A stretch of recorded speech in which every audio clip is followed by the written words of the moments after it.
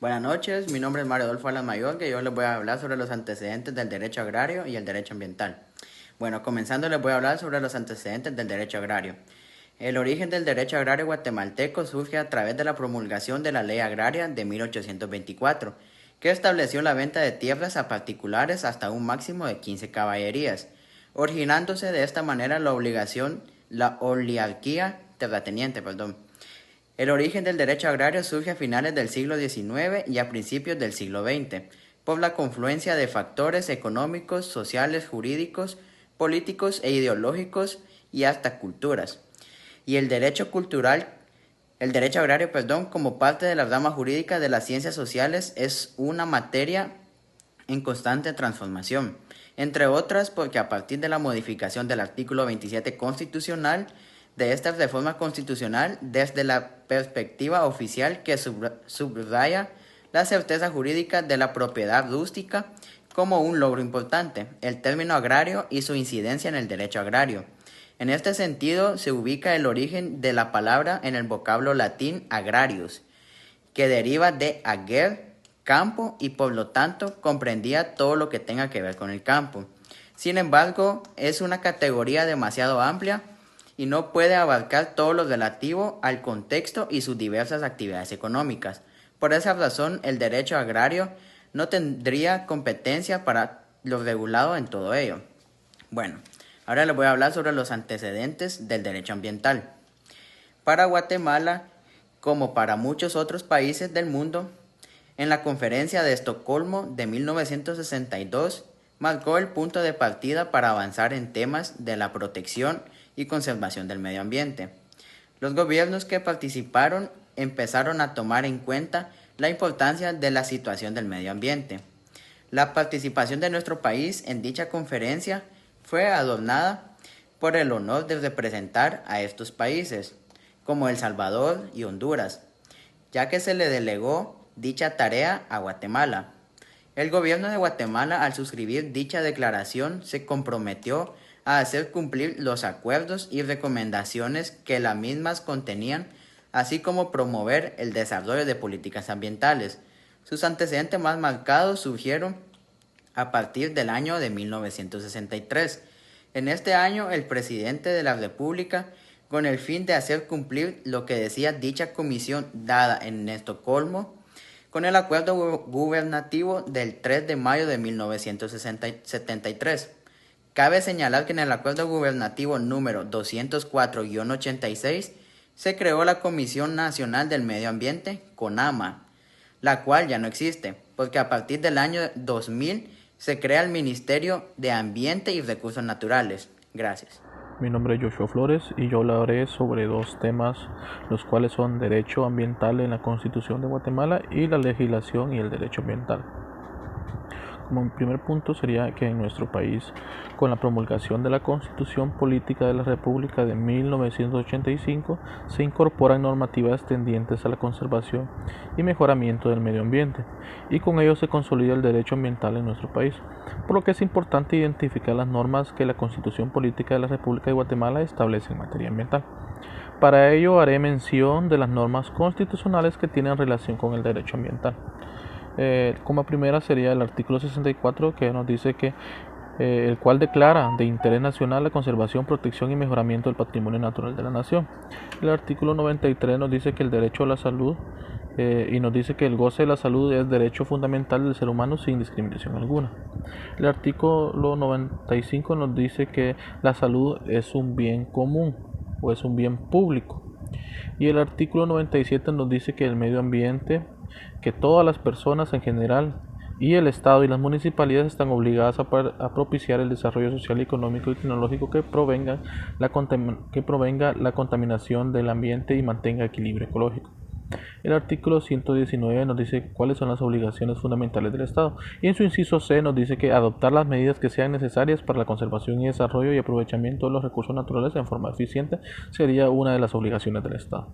En el artículo 121 nos dice que nos habla sobre los bienes del Estado, Y nos dice que los bienes de dominio público son bienes del Estado, también las aguas de la zona marítima, los que constituyen el patrimonio del Estado, incluyendo los del municipio y de las entidades descentralizadas y autónomas, la zona marítima, terrestre, la plataforma continental y espacio aéreo, en la extensión y forma que determinen las leyes o los tratados internacionales, el subsuelo, los yacimientos de hidrocarburos y los minerales, así como cualquier otra sustancias orgánicas o inorgánicas del subsuelo, los monumentos y las reliquias arqueológicas. En su artículo 123 nos dice que nos habla sobre que el Estado se reserva el dominio de una franja terrestre de 3 kilómetros a lo largo de los océanos contados a partir de la línea superior de las mareas, de 200 metros alrededor de las orillas de los lagos, de 100 metros a cada lado de las riberas de los ríos navegables, de 50 metros alrededor de las fuentes y manantiales donde nazcan las aguas que surtan a las poblaciones. Y en su artículo 125 nos dice que la explotación de los recursos naturales no renovables, y se declara de utilidad y necesidad pública la explotación técnica y racional de hidrocarburos, minerales y demás recursos naturales no renovables. En su artículo 126 nos habla sobre que se declara de urgencia nacional y de interés social la reforestación del país y la conservación de los bosques. La explotación de todos estos recursos corresponderá exclusivamente a personas guatemaltecas individuales o jurídicas. Los bosques y la vegetación en las riberas de los ríos y lagos y en la cercanía de las fuentes de aguas gozarán de especial protección. El artículo 127 nos habla sobre el régimen de aguas, el cual nos dice que todas las aguas son bienes del dominio público, inalienables y imprescriptibles. También nos dice que el artículo 128 dice que el aprovechamiento de las aguas y de los lagos y de los ríos para fines agrícolas, agropecuarias, turísticas o de cualquier otra naturaleza que contribuya al desarrollo de la economía nacional está al servicio de la comunidad y no de persona particular alguno. También nos habla el último artículo, el cual sería el artículo 142, de la soberanía y el territorio, donde el Estado ejerce plena soberanía. Nos dice en su inciso A que el territorio nacional, integrado por el suelo, subsuelo, aguas interiores del mar territorial en la extensión que fija la ley y el espacio aéreo que se extiende sobre los mismos.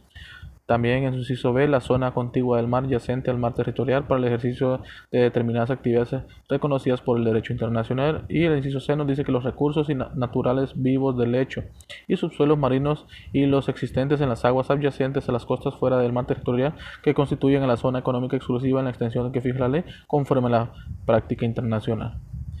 Como siguiente tema tengo la legislación y el derecho ambiental. Podemos decir que además de la Constitución Política de la República, dentro de la legislación ambiental guatemalteca existen muchas normativas legales, en las cuales se encuentran leyes, reglamentos, acuerdos gubernamentales, acuerdos ministeriales, etc. Para esto dividiremos en sectores lo que son la legislación. El primer sector sería el sector forestal, la cual tenemos leyes como la ley forestal, la ley reguladora del registro, autorización y uso de motosierras, el reglamento de la ley forestal, el reglamento de regentes forestales, el reglamento para el aprovechamiento del mangle, el reglamento de transporte de productos forestales, el reglamento del proyecto de incentivos para pequeños poseedores de tierras de vocaciones forestales o agroforestal, el reglamento del programa de incentivos forestales, la declaratoria de la Semana del Árbol, el Sistema Nacional para la Prevención y Control de Incendios Forestales, el reglamento forestal de la municipio de Guatemala. En el sector de energía, hidrocarburos y minería tenemos leyes como la Ley General de Electricidad, la Ley de Hidrocarburos, la Ley de Minería, la Ley de Incentivos para el Desarrollo de Proyectos de Energía Renovable, el reglamento de la Ley de Minería, el reglamento orgánico interno del Ministerio de Energía y Minas. Y el siguiente sector sería el sector de recursos naturales, en el cual encontramos leyes como la Ley de Sanidad Vegetal y Animal, el reglamento de la Ley de Sanidad Vegetal y Animal, el reglamento orgánico del Ministerio de Agricultura y Ganadería y Alimentación. El siguiente sector sería el sector ambiente, el cual tenemos leyes como la Ley de Protección y Mejoramiento del Medio Ambiente, que sería el decreto número 6886, la Ley de Fomento de la Educación Ambiental, la Ley de Fomento a la Difusión de la Conciencia Ambiental, la Ley Reguladora sobre la Importación, Elaboración y Almacenamiento, transporte, venta y uso de pesticidas, Ley para el Control, Uso y Aplicación de radioisótopos y ionizantes, la Ley de Protección del Patrimonio Cultural de la Nación, Ley para la Protección del Patrimonio Cultural de la Nación, el Código de Salud, la Ley ley de creación de los ambientes libres de humo de tabaco. Y en el sector biodiversidad y áreas protegidas tenemos las leyes de ley de áreas protegidas, reglamento de ley de áreas protegidas, ley de creación de Parque Nacional Las Victorias, Cobán Alta Verapaz, ley de pesca, ley general de caza, ley que declara el área protegida de reserva de uso múltiple de la cuenca del lago Amatitlán, el cual sería acuerdo gubernativo número 305-97, y el decreto número 87-96 que declaró de urgencia nacional la conservación, protección y restauración de la reserva de la biosfera maya. El siguiente sector sería el sector hídrico, que contamos leyes como la ley de creación de la Autoridad para el Manejo Sustentable de la Cuenca del Lago de Amatitlán, la ley que declara área protegida de reserva de uso múltiple de la cuenca del lago de Amatitlán, la ley de creación de la Autoridad para el Manejo Sustentable de la Cuenca del Lago de Izabal, o sea, en el río Dulce y su cuenca, la ley que crea la Autoridad Protectora de la Subcuenca Cauce del río Pensativo. Y en el sector urbano, municipal y otros encontramos leyes como el Código Municipal, ley de anuncios en vías urbanas, vías extraurbanas y similares, ley de parcelamientos urbanos, plan de ordenamiento territorial del municipio de Guatemala, entre otras. En otras leyes también que son muy importantes para que se lleve a cabo el derecho ambiental, tenemos leyes de la Coordinadora Nacional para la Reducción de Desastres de Origen Natural o Provocado, ley para el control de animales peligrosos, ley de acceso a la información pública, ley de especies estancadas, ley protectora de la ciudad de la antigua Guatemala. Y también tenemos leyes que son muy importantes para leyes agrarias y de desarrollo, cual encontramos leyes reglamentarias para el trabajo de agrimensura, ley de transformación agraria, el decreto número 6070 que restringe en ciertas partes del territorio nacional la titulación supletoria y trámites de excesos, ley de fomento al cultivo de los granos básicos, ley de titulación supletoria, ley preliminar de la regionalización, ley de consejos de desarrollo urbano y rural, ley de registro de la información catastrofal, entre otras. Estas son las leyes que encontramos que tienen bastante relación y que le sirven al derecho ambiental para que funcione correctamente y tenga un buen uso en nuestro país. Solamente gracias. Mi nombre es Diego Alexander González Astume y a mí me tocó las instituciones relacionadas con el derecho ambiental en Guatemala. El Grupo de Coordinación Interinstitucional, por sus siglas GCI, agrupa las siguientes instituciones públicas bajo la coordinación del Ministerio de Ambiente y Recursos Naturales, MARN, por sus siglas. Es la entidad reguladora de las siguientes instituciones protectoras del medio ambiente y sus derivados. Las instituciones reguladoras del ambiente son: 1. El Ministro de Ambiente y Recursos Naturales, punto focal de cambio climático y Red Más de Guatemala. 2. El Ministro de Agricultura, Ganadería y Alimentación, MAGA. 3. El Consejo Nacional de Áreas Protegidas, CONAP. Y 4. El Instituto Nacional de Bosques, el INAB.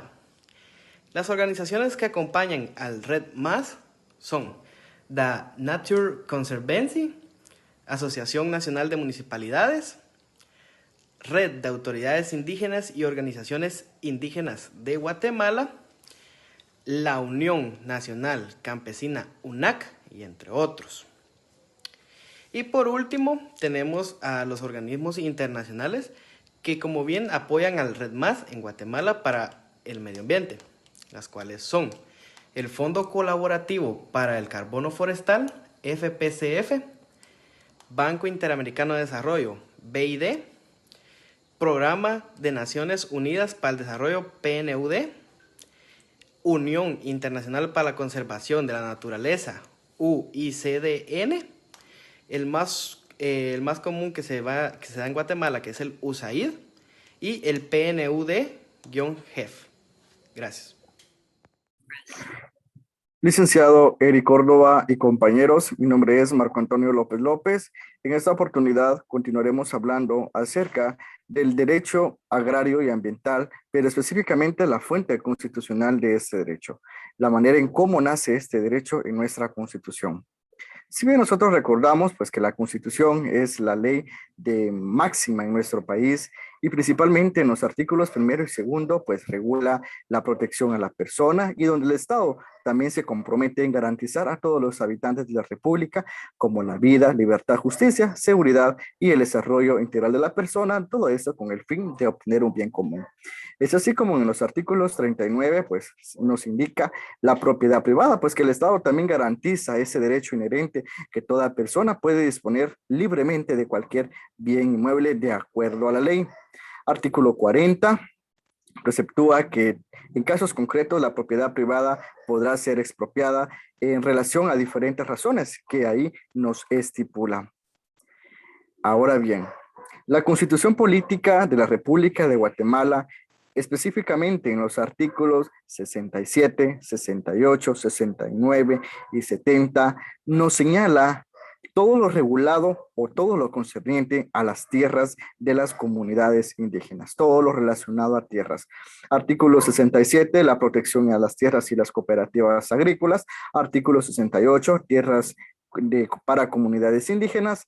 Artículo 69, la traslación de trabajadores, y artículo 70, pues que una ley específica va a regular todo lo relativo a esta sección. Entonces acá en estos artículos de la Constitución encontramos todo lo concerniente al nacimiento del derecho agrario y ambiental en nuestro país.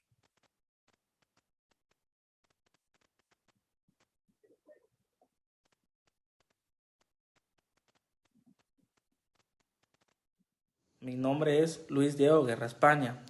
Yo les voy a hablar sobre la justicia agraria. Valora y regula el uso de los recursos naturales, renovables y no renovables, y que cubre de modo omnicomprensivo todos los matices de la actividad agraria, tomando en cuenta tanto al campesino como a los demás productores según su particular situación institucional. La justicia agraria está en la obligación de buscar soluciones a los problemas que en estos momentos limitan la posibilidad de ejecutar el derecho de las personas usuarias de una justicia pronta, cumplida y sin denegación. En resumen, se puede decir que en materia de administración de la justicia agraria existe una heterogeneidad conceptual marcada que va desde un acto simple, consultivo, hasta la imposición de sanciones penales, pasando por el ejercicio de una jurisdicción contenciosa. Ahora les voy a hablar del concepto de justicia ambiental, aplicada a todas las teorías de la justicia al campo del medio ambiente y ecología. Se deriva de la consideración del medio ambiente y los servicios del ecosistema como elementos del bien común. La justicia ambiental también puede afectar los efectos del cambio climático. En tal contexto, a veces se habla de una justicia o justicia climática. Este concepto implica que hay derechos para la naturaleza, para los individuos, para las familias, para las comunidades, empresas y otros grupos humanos en relación con el medio ambiente, considerando un bien común, pero a cambio de deberes y obligaciones. Este concepto también inventa a pesar e implementar medidas de reducción o separación y compensación cuando el daño ecológico no puede evitarse, lo que a veces puede recurrir a justificar una cierta interferencia ecológica.